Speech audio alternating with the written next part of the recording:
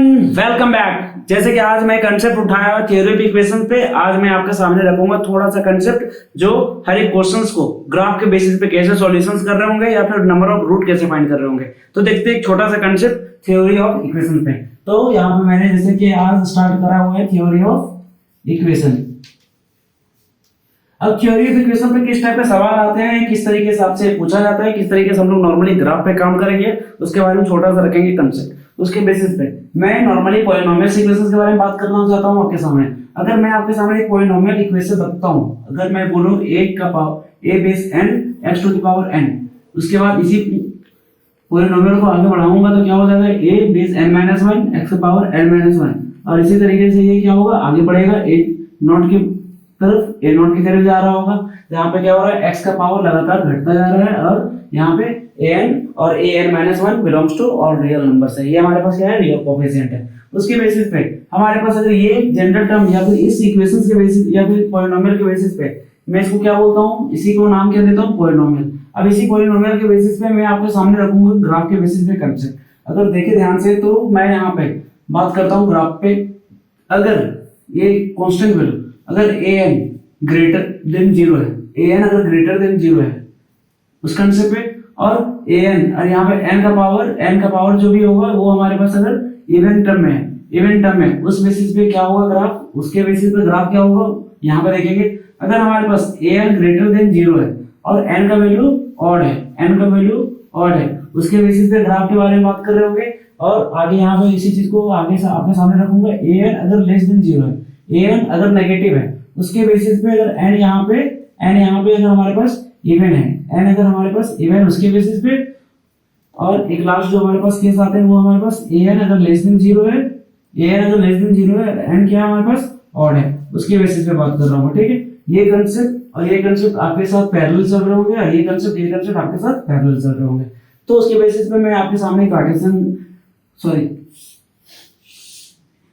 मैंने एक Cartesian plane draw किया हुआ है पहले के लिए, और दूसरे के लिए मैं इस पे बात करूंगा, इसलिए मैं यहाँ पे दिखा रहा हूँ। क्लियर? अगर हमारे पास an अगर ग्रेटर देन 0 है, मतलब हमारे पास जो भी कोफिशिएंट आ रहा है वो पॉजिटिव। जैसे मैं यहाँ पे एग्जांपल है तो 7x और x का पावर n, उसके वैल्यू यहाँ पे इवन का बात करा जा रहा है। जैसे मैं यहाँ पे रखता हूँ 4, 7x का पावर 4, उसके आगे मैं समथिंग कुछ भी पॉलिनोमियल्स को आगे बढ़ाता हूँ, तो हमारे पास क्या बोला गया है, an मतलब कोफिशिएंट रियल है, पॉजिटिव है। यहाँ तक क्लियर है? सेकंड में हमारे पास n जो हमारे पास डिग्री ऑफ इक्वेशन होने वाले हैं वो क्या हो जाएगा, पॉजिटिव है। अगर पॉजिटिव है तो इस केस में हमारे पास जो ग्राफ होता है किधर राइज किधर फॉल, उसी कंसेप्ट में मैं आपके सामने डील करने वाला हूँ। इस कंसेप्ट में क्या होगा, जो हमारे पास ग्राफ जो आने वाले हैं किधर राइज किधर फॉल, उसके बेसिस पे हमारे पास ये पॉजिटिव है और ये भी हमारे पास इवन डिग्री भी क्या है, पॉजिटिव है। उसके बेसिस पे जो हमारे सामने ग्राफ हो रहा होगा कुछ ऐसा हो रहा होगा।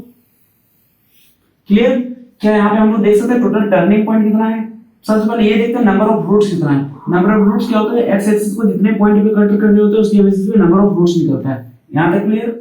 ये तो ठीक है, लेकिन यहाँ पे अगर ध्यान से देखिए x का पावर 4 है तो 4 अलग अलग सॉल्यूशन के बेसिस मैंने आपके सामने से ग्राफ रखा है, बस ये रफली स्केच ग्राफ है, और ये हमारे पास पॉजिटिव था जिस कारण से मैंने ये लेफ्ट से ही राइज करते हुए और ये राइट तक भी राइज कर रहा है, मतलब लेफ्ट की तरफ भी राइज करते हुए जा रहा है और राइट की तरफ भी राइज कर रहा है। यहाँ तक क्लियर? अगर यही चीज आपके सामने यहाँ पे रखता हूं, अगर यहाँ पे n का वैल्यू क्या बोला गया, नेगेटिव, तो मैं यहाँ पे इसी चीज को एग्जांपल में रखता हूँ 7 और n का पावर पॉजिटिव है ये, तो उसके बेसिस पे ये ग्राफ कैसा हो रहा होगा, इसके बेसिस पे ये ग्राफ कुछ उल्टा जा रहा होगा, कुछ ऐसा।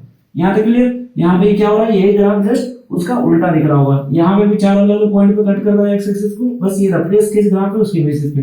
अगर मैंने ये दोनों कंसेप्ट पे आपके सामने रखा है, कब किस एक्सिस पे कब कहां पे कट कर रहा है, जितना नंबर कट कर रहा है उसके बेसिस पे क्या डिग्री होगा, यहां तक तो क्लियर है। लेकिन ये ग्राफ का टर्निंग पॉइंट कहां है, ये ग्राफ का टर्निंग पॉइंट 1 हो गया, 2 हो गया, 3 हो गया। ये टर्निंग पॉइंट नॉर्मली इसका मतलब क्या होता है, जब आपके सामने ग्राफ और ग्राफ का टर्निंग पॉइंट के बारे में बात करा जा रहा है तो टर्निंग पॉइंट का मतलब है कि फंक्शंस का डेरिवेटिव कहां पे जीरो होने वाला है, फंक्शन का डेरिवेटिव कहां पे जीरो होने वाला है। ये आपके पास अगर मैंने बोला एक फंक्शन है पॉलिनोमियल फंक्शंस, इसी फंक्शन का डेरिवेटिव जहां पे जीरो, उसी फंक्शन का डेरिवेटिव जहां पे जीरो, यहाँ पे देखें तो फंक्शन यहाँ पे जीरो हो रहा है, यहाँ पे डेरिवेटिव जीरो हो रहा है, यहाँ पे डेरिवेटिव जीरो हो रहा है, मतलब इसके पास 3 टर्निंग पॉइंट है।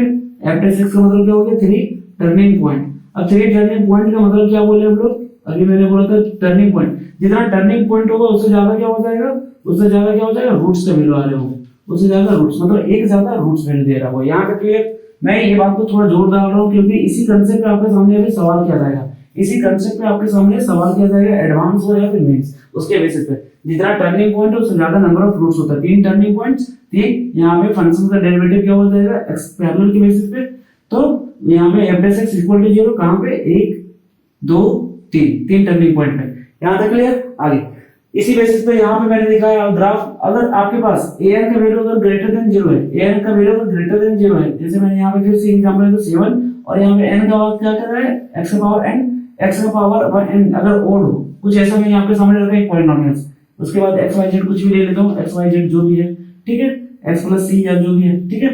यहाँ पे आपके सामने मैंने कुछ ऐसा रखा हुआ है, ये पॉलिनोमियल्स का ग्राफ कैसे बनेगा, चलिए देखता हूँ। ये मैंने बनाया है कार्टेशियन प्लेन, एक रफली स्केच करने जा रहा हूँ उसके बेसिस पे, यहाँ तक क्लियर। अगर ये हमारे पास पॉजिटिव है, हमारे पास अगर डिग्री ऑफ पॉलिनोमियल्स अगर ऑड में हो, डिग्री ऑफ पॉलिनोमियल्स अगर ऑड में है तो क्या होता है, लेफ्ट की तरफ फोल्ड कर रहा होता है, वो फोल्ड करते हुए राइट की तरफ राइज करते जाता है, ग्राफ क्या हो रहा है फोल्ड से राइज के बेसिस पे। तो ये हमारे पास जो ग्राफ बनता हुआ ये इधर से फोल्ड करते हुए और राइट की तरफ जाते हुए राइज करने लगेगा, यहाँ तक क्लियर। थर्ड ऑर्डर डिग्री है, सॉरी थर्ड डिग्री पे है, तो इस कारण से मैंने यहाँ पे 3 अलग-अलग जगह पे कट करा हुआ है।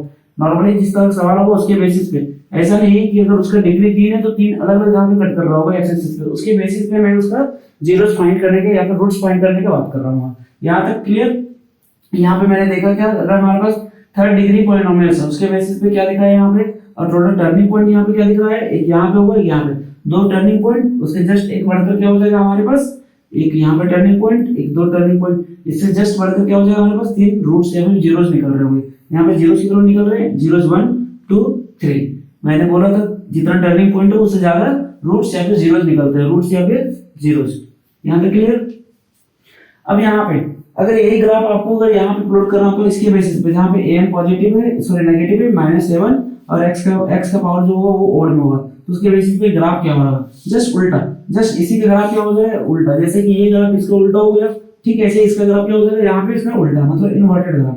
तो हमारे पास यहाँ पे अब क्या दिख रहा होगा, वही ग्राफ, ये इधर से राइज करते हुए राइट की तरफ से जाते हुए फॉल करेगा, राइज करते हुए लेफ्ट में राइज कर रहा होगा और राइट जाते ही क्या हो जाएगा फॉल कर रहा होगा। यहाँ पे भी क्या हो रहा है हमारे पास 3 जीरोस निकल रहा है, ठीक वैसे ही ग्राफ के बेसिस पे, और ये हमारे पास क्या हो रहा है, ये हमारे पास एक टर्निंग पॉइंट और ये हमारे पास दूसरा टर्निंग पॉइंट।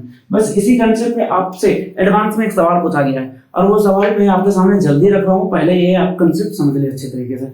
चलिए मैं आगे बढ़ता हूँ। अगर मैं एक बार और आपके सामने रखता हूँ, यहाँ पे अगर आपके पास 7x का पावर 4 मतलब हमारे पास कोफिशिएंट डिग्री या फिर लीडिंग कोफिशिएंट, इसको नॉर्मली क्या बोलते हैं, an को क्या बोलते हैं लीडिंग कोफिशिएंट। तो ध्यान रखिएगा अगर आपके सामने लीडिंग कोफिशिएंट का बात करा जा रहा है, मतलब highest degree of the polynomials के साथ जो कोफिशिएंट होगा उसको बोलेंगे लीडिंग कोफिशिएंट। अगर वो हमारे पास पॉजिटिव वैल्यू है या इवन है, उस बेसिस में ग्राफ क्या होगा, लेफ्ट में भी राइज कर रहा होगा राइट से भी राइज कर रहा होगा, जितना उसके पास डिग्री होगा या फिर उसके बेसिस पे वो कट कर रहा होगा। ये रफली स्केच ग्राफ है, आप लोग इसको सीरियसली या दिल से ना लें फिलहाल। उसके बेसिस पे मैंने बस समझाने का बात करा है। यहाँ पे अगर यही चीज को मैंने इसका जस्ट उल्टा बात करता, अगर an नेगेटिव हो, अगर कोफिशिएंट नेगेटिव है तो क्या हो जाएगा, वही ग्राफ क्या होता है उसका इन्वर्टेड, उसकी बेसिस पे जितना टर्निंग पॉइंट होगा उससे क्या होगा एक ज्यादा उसका नंबर ऑफ जीरोस बता रहा होगा। यहाँ तक क्लियर। अगर हमारे पास हमारे पास अगर an ग्रेटर देन 0 और n अगर डिग्री ऑफ द पॉलिनोमियल्स अगर ऑड होगा, उसके बेसिस पे ग्राफ क्या हो रहा होगा, लेफ्ट में फोल्ड करते हुए राइट में जाते ही राइज कर रहा होगा, फोल्ड करते हुए ये राइट की तरफ से राइज कर रहा होगा, ठीक उसका इन्वर्टेड केस यहाँ पे। यहाँ तक क्लियर। मैं आगे बढ़ रहा हूँ।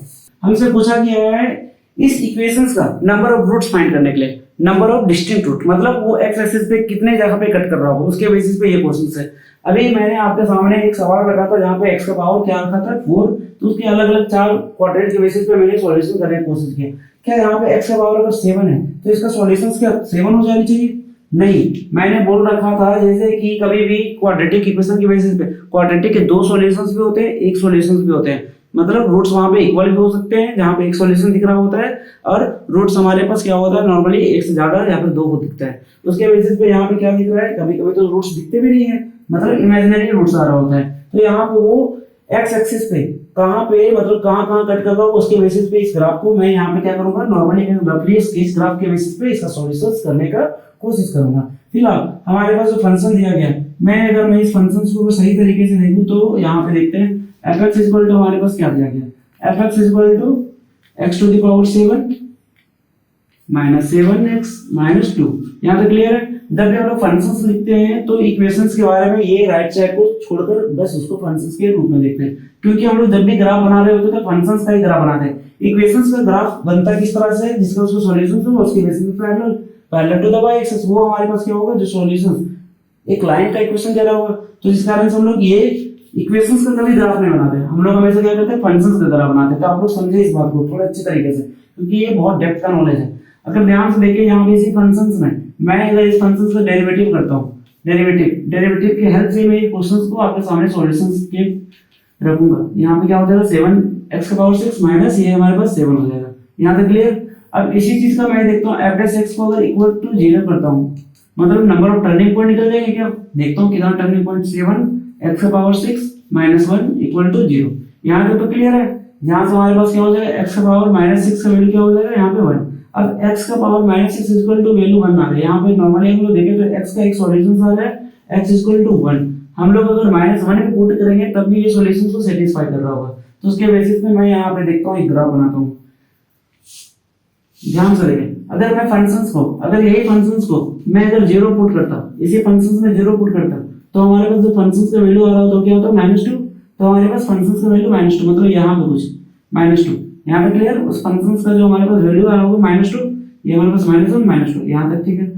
और मैंने बताया था ये हमारे पास कैसा है, हमारे पास डिग्री ऑफ पॉलिनोमियल्स ऑड में, तो ऑड में होने के कारण से क्या होना चाहिए, नीचे मतलब लेफ्ट से फॉल करते हुए, लेफ्ट से फॉल करते हुए, और राइट में, और राइट से होते हुए राइज करेगा, लेफ्ट में फॉल करते हुए राइट से होते हुए राइज करेगा नॉर्मली। इसके आगे हम लोग अगर आगे बढ़े तो हमारे पास क्या हो रहा है, f(x) के बाद हम लोग को क्या पता चल रहा है, ये फंक्शन जो होगा एक तरह की इंक्रीजिंग फंक्शन है, इसके बाद इंक्रीजिंग फंक्शन है। अब वो फंक्शन इंक्रीज कर रहा है, वो नॉर्मली तो मुझे जान रहे हैं। इससे पहले क्या है, इसके बारे में यहाँ पे बात करते हैं। अगर मैं x का वैल्यू 1 पुट करता हूँ, x का वैल्यू 1 पुट करता हूँ, x का वैल्यू 1 पुट करता हूँ, तो हमारे पास फंक्शन क्या हो रहा होगा, f का वैल्यू यहाँ पे f1 पुट करने पे क्या हो जाएगा, ये 1 -7 -2, ये हमारे पास क्या हो रहा होगा, -8। f1 पुट करने पे क्या हो रहा है, -8, जो लेस देन 0 है। लेस देन 0 क्या मैंने ग्राफ सही बनाया है, हाँ लगभग सही बनाया है। मतलब f मैं 1 पुट कर रहा हूँ तो हमारे पास जो फंक्शन का वैल्यू क्या हो रहा है, -8 के बराबर, लगभग कुछ ऐसे ही। तो उसके आगे और बढ़ते हैं, ये ग्राफ को थोड़ा और टिल्ट कर सकता हूँ मैं यहाँ पे, ऐसे कर कुछ, यहाँ तक क्लियर। ये फंक्शंस मैं आपके सामने यहाँ पे ग्राफ कुछ ऐसा ड्रॉ कर रहा हूँ ताकि आप लोग को समझ में आए सब कुछ अच्छे तरीके से, बारीकी से, क्योंकि ये नॉर्मली मैंने रफ या फिर स्केच बनाया हुआ है, बस उसके बेसिस में इसका सॉल्यूशन देने की कोशिश कर रहा हूँ। अगर मैं फंक्शंस का वैल्यू अगर -1 रखता हूँ, -1, तो हमारे पास क्या हो रहा होगा यहाँ पे 1, और ये हमारे पास हो जाएगा +7, और ये हमारे पास -2। उस कंडीशन में हमारे पास क्या हो रहा होगा, 8 -2, ये 6, और ये हमारे पास ग्रेटर देन 0 है। ये -1 रखते ही क्या हो जाएगा, इसका वैल्यू लगभग 6 के अलावा, मतलब ये कुछ 6 हो रहा होगा, और ये हमारे पास लगभग 8 हो रहा होगा उसके बेसिस पे, क्लियर। तो हमारे पास कैसा दिख रहा है, यहाँ पे 2 टर्निंग पॉइंट, एक यहाँ पे और एक यहाँ पे, 2 टर्निंग पॉइंट। हमारे पास नंबर ऑफ रूट्स कितने निकल सकते हैं, 1 2 3। तो हमारे पास number of distinct real roots, इसका सॉल्यूशन क्या हो जाएगा, 3 is the right answer of the given question. ये क्वेश्चन जेईई मेंस में पूछा गया था 2021 में। फिलहाल सॉल्यूशन देखिए।